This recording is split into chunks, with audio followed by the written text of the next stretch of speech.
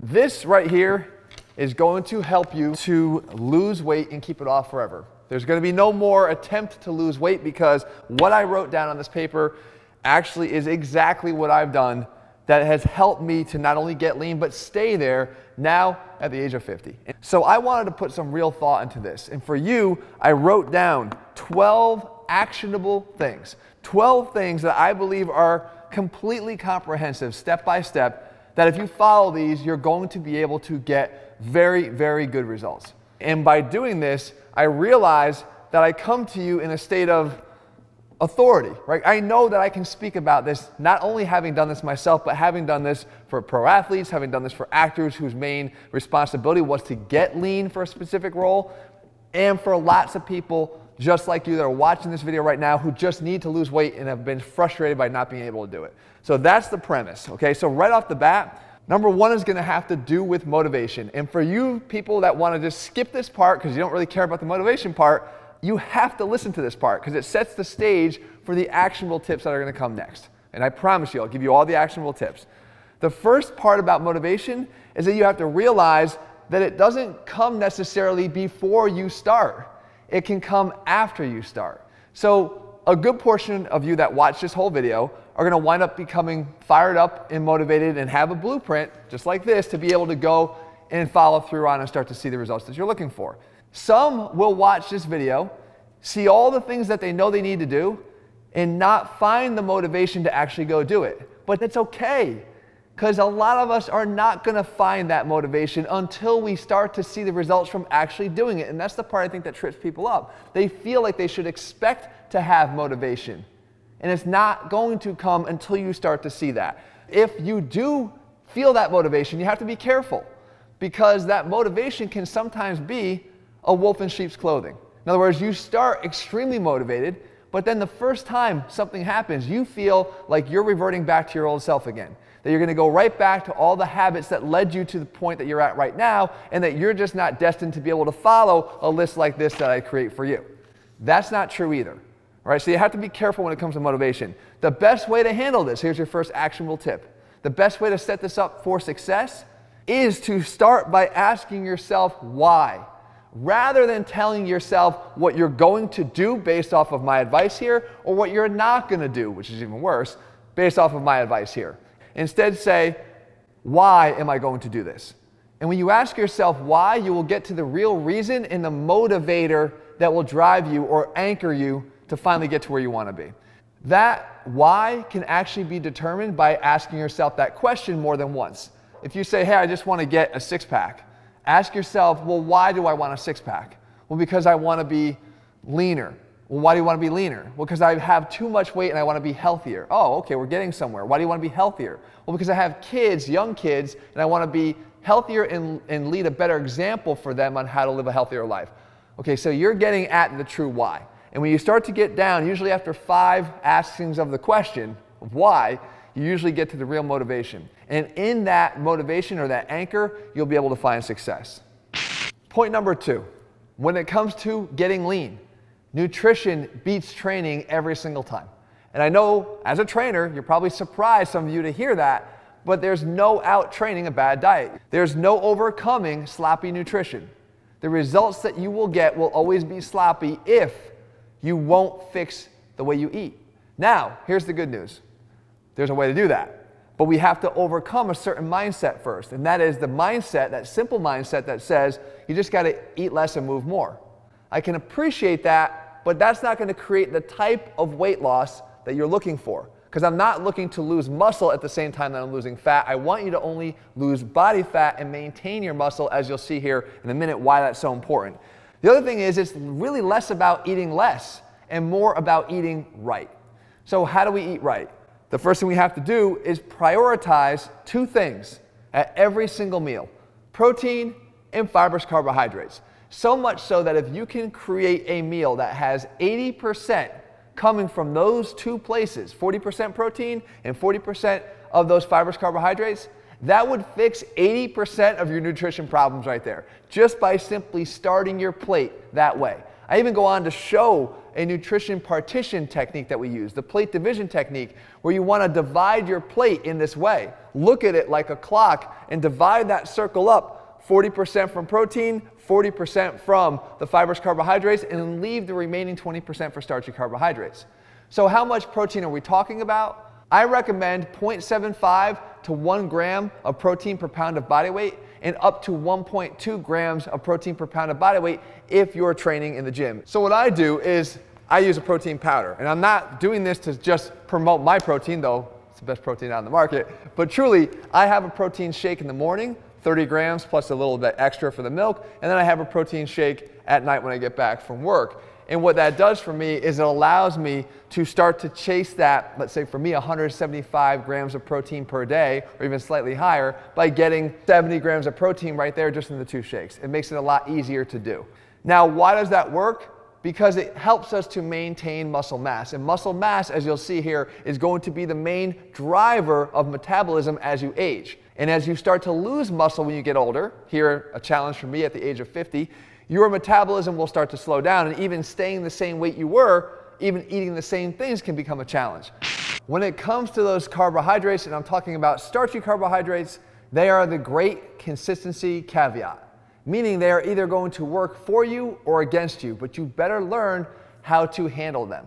Because I do not believe that depriving yourself from those starchy carbohydrates, and we're talking about the ones that you like, rice, potatoes, bread, pasta.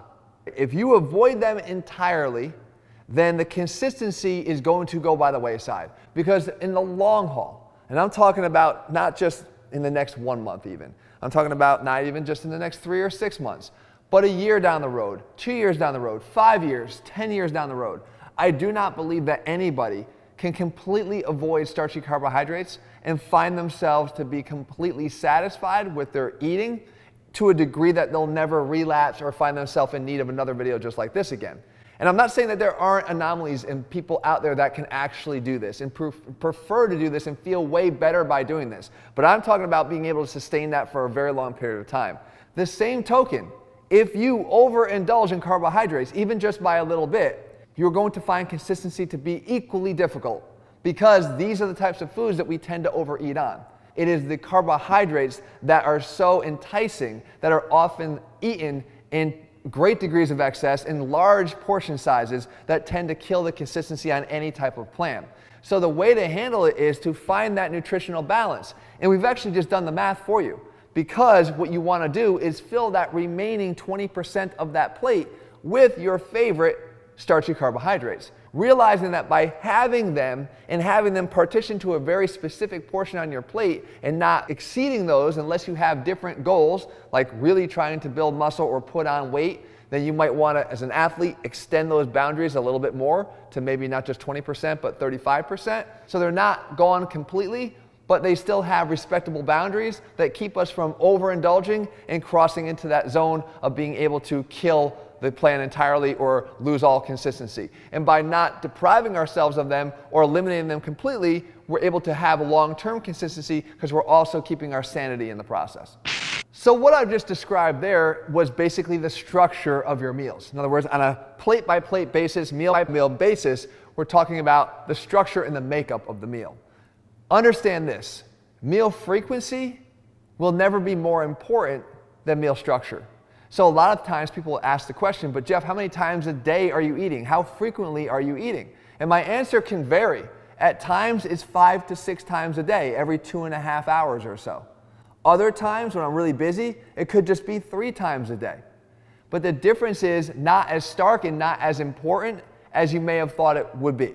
Now, when I'm talking about training athletes who need to have high levels of performance throughout extended periods of the day, it's generally better to have more frequent meals to stabilize blood sugar levels and to be able to stay at a higher level of performance without any crashes. But if we were to equate the calories in that day across those 2 plans, it wouldn't necessarily make any difference in terms of fat accumulation or weight lost. It would simply just make a difference in terms of how you felt. Some people are going to feel better eating more regularly smaller meals throughout the day. But again, focusing always on the structure of those meals is going to negate some of the importance of how often you eat during the day. But there is a catch, and that is if you choose to eat the 3 meals in a day, that means there's going to be more spacing between those meals in terms of the number of hours before the next meal, which means you're going to likely have to have more willpower to be able to make it to that next meal without reaching for something that you know you shouldn't. Now, if you're eating more frequently, willpower is going to be a little bit easier and less of a demand for you. So it's another consideration that you want to make here. So I want you to start to consider something that was a huge difference maker for me, and that was timed eating. Literally eating depending upon when the clock told me to eat. And the reason why this is so helpful is this came long before I had any willpower. But I did have enough discipline, and it didn't take a lot, just enough discipline to be able to make it to the next specific time that I said I was going to eat. So basically making a series of appointments with your meals throughout the day, whether that be 3, 4, 5, or 6. And the reason why this works is just like you wouldn't break, let's say, a doctor's appointment or an important work meeting, I don't want you to consider that there be any flexibility around these appointments, right? These meal times. Because what that will do is it will start to take all subjectivity out of eating. And a lot of the reason why we trip up is because we treat nutrition very subjectively. It's like, well, I kind of feel like I'll eat right now, or I ate yesterday at this time, but I'm going to eat this time today because I'm hungry. I think that's where we start to find the pitfalls in nutrition and why we get tripped up as often as we do. If we treat it very rigidly, just in terms of the time, and I'll tell you how to be more flexible on the meals themselves, but in terms of the time, then we'll find that we can stay a lot more consistent, because every time 10 o'clock rolls around and that's your mid-morning snack time, you'll know to have one. And every time 1:30 rolls around and that's your lunchtime, you'll know not to skip that or not to miss that. And again, by having this structure built in already, you're going to give yourself a leg up, especially in the beginning when you're trying to find that consistency that lacks right now. Now, when it comes to that consistency, I've mentioned the word quite a few times already. It's not about not knowing it. It's about how do we implement that. And that's where a lot of us struggle. And a lot of us will swap intensity for consistency. And I'm not talking about in the weight room. I'm talking about in their approach to nutrition, in their approach to following through on what I'm telling you to do here today, by going back out next week and saying, now I'm going to do this. But when you do it, you attack it with an intensity that is bound to fail. You're going to go out and you're going to clean your cupboards of anything that you might enjoy right now, because it might possibly not be something that's going to fit in this new meal plan that you're going to follow. Or you might tell people that you usually hang out with socially that you're not allowed to go out anymore. You're not going on any more dates with them because you're not going out to a restaurant to eat because it's not going to fit your meal plan. That is likely going to fail 100 times out of 100. So there's something I wrote down here that I want you guys to understand. 80% effort for 3 years will be 100% effort for 3 weeks. Every single time. Don't focus on the intensity of your effort. Focus on something that's actually achievable and something that you can do consistently, and that's where the real power lies. Which leads me now into the other half of the equation, and that is the training that we just mentioned when it came to the intensity of your effort. Well, you're going to need to be intense here, and you're going to need to actually be doing this. And I mean need to actually do this, because trying to lose weight and keep it off forever without having this strength training component is an exercise in futility. It's not going to work long term. I promise you. I've seen this enough. I know what the solution is, and it has 2 parts to it. So nutrition determines body fat levels all the time. I say that all the time. I don't care what you're doing in the walls of the gym. Nutrition determines your body fat levels, but it's the training that determines the muscle mass that you put on, and ultimately that muscle mass determines, as I mentioned before, your metabolic efficiency. So how many calories you burn at rest.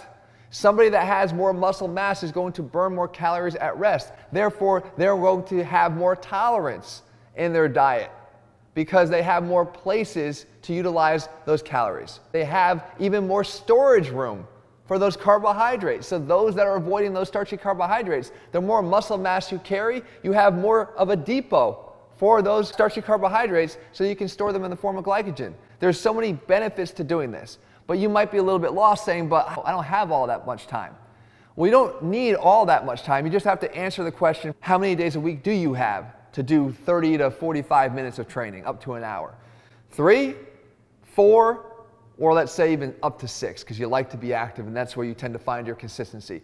If you have 3 days, follow a simple total body workout, meaning you're going to train all your major muscle groups, your legs, front and back, your shoulders, your chest, your arms, right, your back. That's all going to happen in the form of 1 to 2 exercises per muscle group in the course of a workout, Monday, Wednesday, and Friday, for instance. If you have 4 days, do something called a pull-push legs workout. So here we get to divide things up a little bit. You do a series of pull exercises, which would be for your back and biceps. Your pushing exercises on the next day, which would be for your chest, triceps, and shoulders. And then you have your legs that get trained independently on their own day, front and back, hamstrings and glutes and quads. And then you can come back on a 4th day and just combine them all again like you would in a total body workout and do your total body workout. So you have 4 days. If you choose the 6-day split, you have a lot of options, but the simplest thing to do is that pull-push legs, separate it with a day off and do it again. And again, the focus here should be on including exercises that are big in nature. We call them compound exercises. The ones that work multiple joints together to allow you to move a significant amount of weight, which might be light for you to start, but ultimately enough weight so that you can continue to build strength. So we're talking about exercises like squats, like deadlifts, like lunges, like rows, bench press, pull-ups, just not concentration curls, like those really kind of simple isolation type exercises. The bigger bang for your buck is going to come from these other exercises, and the focus being trying to get stronger at them. Because as you get stronger, you'll build that muscle that's potentially lacking right now. That's the key to why you're rebounding and not keeping the weight off for all the reasons I just said. And then it gives you the opportunity to also keep yourself feeling more youthful. Because as I mentioned here, at 50 years old, the goal should not be to stop doing the things that are hard, but really actually lean into the things that are difficult and learn how to do them. My biggest tip I can give anybody that has their orthopedic challenges that seem to be making doing everyday things more difficult is to just take them a little bit more slowly. So don't shy away from the heavier weights. Just use weights that you can make sure that you can control and take those weights more slowly to ensure that there's a decreased injury risk, but you're still able to do those things, because building that strength and holding on to the strength as you approach each new decade, where science shows us there is going to be a natural drop-off in our strength of 5 to up to 10% per decade. So we don't want to just give in. You want to fight that. This is exactly how to do it. Now here's where you start to ruffle a few feathers, but you have to understand the context. We're talking about getting lean and staying lean.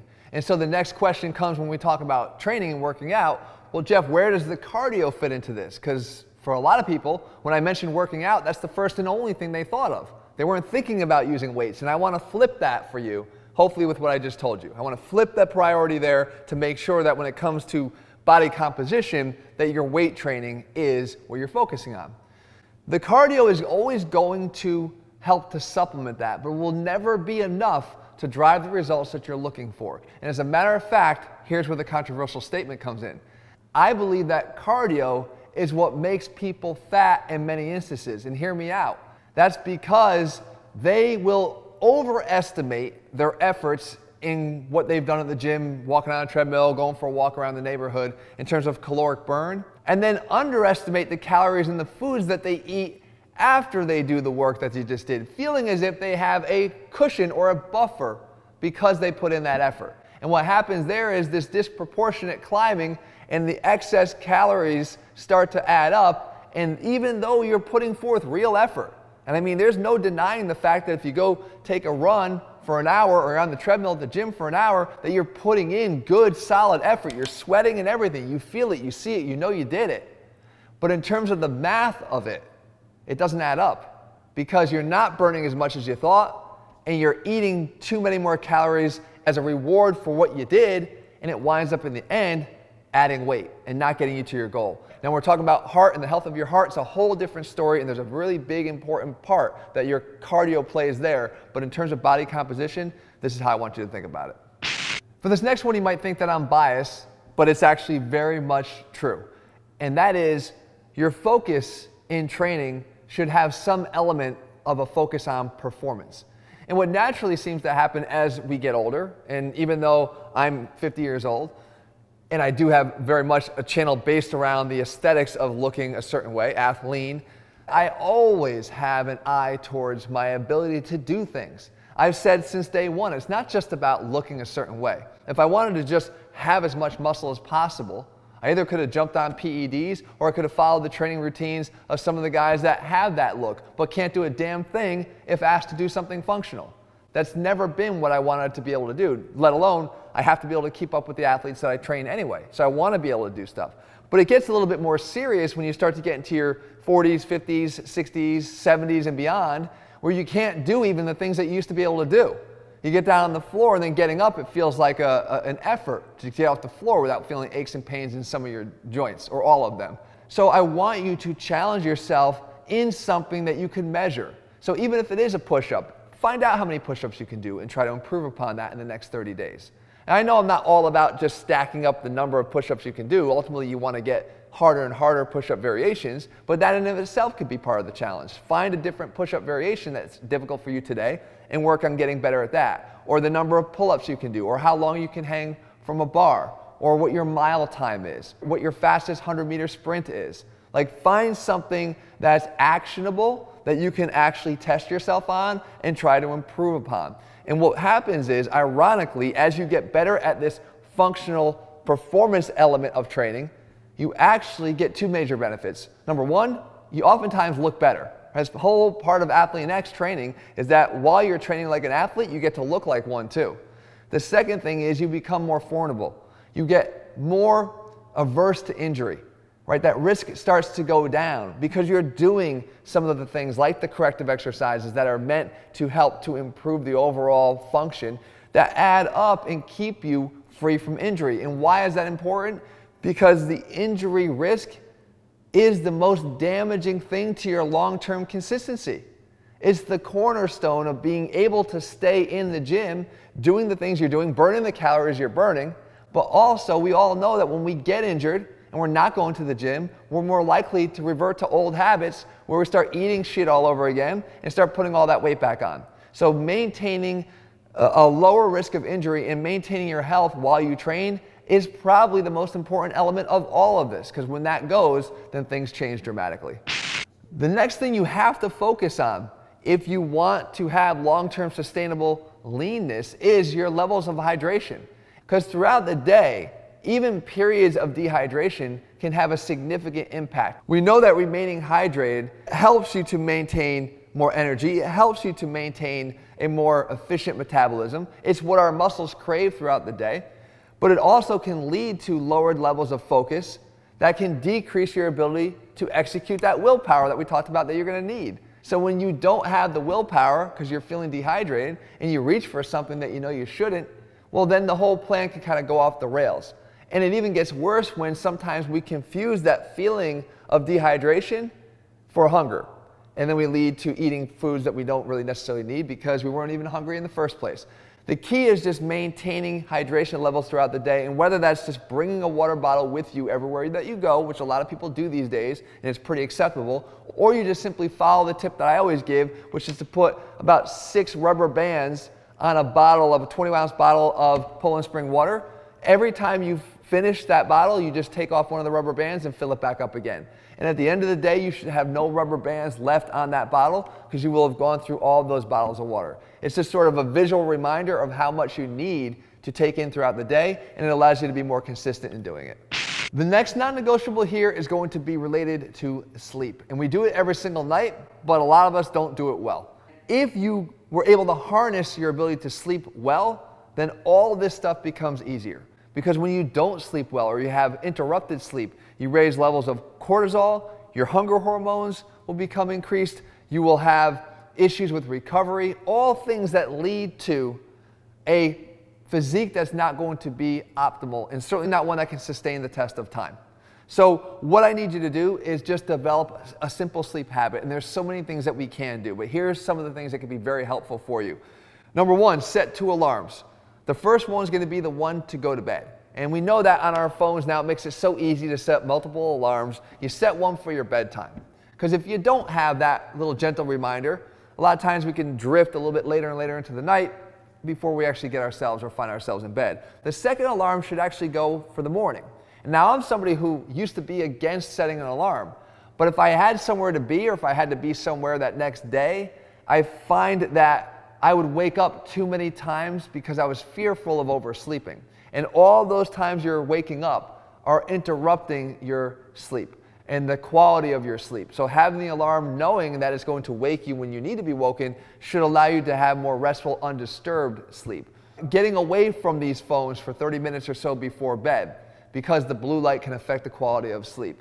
Whatever you do, please adopt just one change starting tonight that's going to give you a step in the right direction, that when you start to stack them together, that sleep of yours will become a lot easier to sustain, maintain, and again benefit from each and every day when you wake up feeling refreshed and able to do all the things I've asked you to do much more easily. And perhaps most important of all, don't confuse perfection for discipline. Discipline does not mean having to do everything right, because there's going to come a day where you slip on a meal, you don't get the workout in. You don't want to let that day break you from the overall plan here, because the overall plan does not require perfection. Like I said before, I'll take the 80% over 3 years versus the 100% effort for 3 weeks. The only one that's going to be sustainable is the one that has some built-in room for making some mistakes along the way and realizing that those mistakes aren't even going to have a big impact on your level of leanness when you look at the big picture in the long run. You can course correct after one mistake and get right back on track. If you're looking for a plan so you don't have any guesswork, guys, you can find them over at ATHLEAN-X.com. We have all the workouts that I mentioned before, the meal plans. Also, we have the supplements, the exact protein that I use, Pro 30G, over there. And if you're looking for a video, guys, make sure you check out these two. This is an approach that people should take over 40 when they're lifting weights. And if you wake up stiff in the morning, well, these 5 stretches will do a great job of helping you to feel looser. All right, guys, click subscribe, turn on notifications so you never miss a video when we're putting out. See you soon.